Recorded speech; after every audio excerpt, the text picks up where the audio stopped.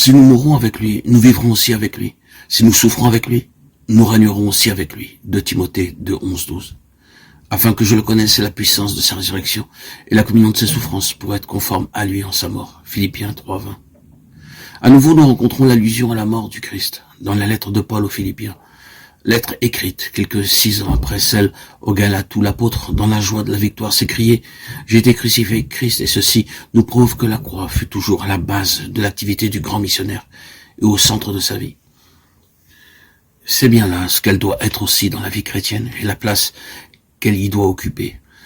Nulle part peut-être nous n'en trouvons une preuve plus manifeste dans les Écritures. L'apôtre avait sûrement reçu la plénitude du Saint-Esprit. Au début de son ministère, le Christ lui était apparu et l'avait envoyé après lui avoir révélé directement le message de la croix. Ce message qu'il vivait et prêchait, c'était la délivrance de l'esclavage du péché, en Christ crucifié.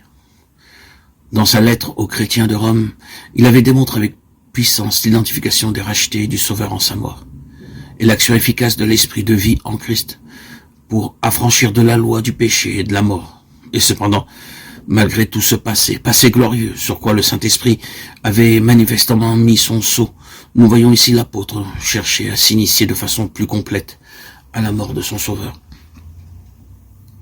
Ces paroles révèlent qu'il a découvert de nouvelles richesses, pénétré de nouveaux domaines, où il a atteint un nouveau degré de maturité spirituelle, et que ceci entraîne avec soi une communion plus intime, plus profonde aux souffrances de Christ.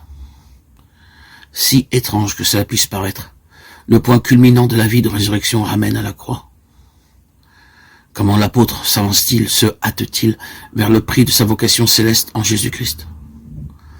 En souhaitant ardemment de communier avec Christ en sa mort, d'être rendu conforme à lui, souffrir avec le Seigneur, c'est aussi être glorifié avec lui. Romains 8, 17. Nous avons été accablés excessivement au-dessus de nos forces, désespérant même de vivre condamnés à mort, afin que nous n'eussions point confiance en nous-mêmes, mais en Dieu, qui ressuscite les morts. 2 Corinthiens 1, 8, 9. Il ressort de ce passage que même si nous savons déjà ce que c'est que d'être crucifié avec Christ et que de participer à la vie de résurrection, nous sommes cependant constamment amenés à l'apprendre comme à nouveau. Ce n'est pas là un principe, une chose admise une fois pour toutes, mais un fait toujours actuel, que livrés à nos seules ressources, nous sommes sans force. Nous désespérions même de la vie, écrit l'apôtre. Mais si Dieu permit que nous fussions réduits en cette extrémité, ce fut pour nous obliger à nous réfugier complètement en lui, qui peut ressusciter les morts. Il nous a délivrés et nous savons qu'il le fera encore. Voilà le secret des épreuves qui assaillent celui qui, avec Paul, a déjà pu s'écrier joyeusement « Moi aussi, je suis crucifié avec Christ ». Il doit prendre contact avec cette puissance divine qui ressuscite les morts. Alors, dans les adversités, les faiblesses, les circonstances qui le dépassent, où il désespère de tout et de tous, où tous les concours humains sont inutiles ou font défaut, il se réfugie en Dieu et il trouve la délivrance.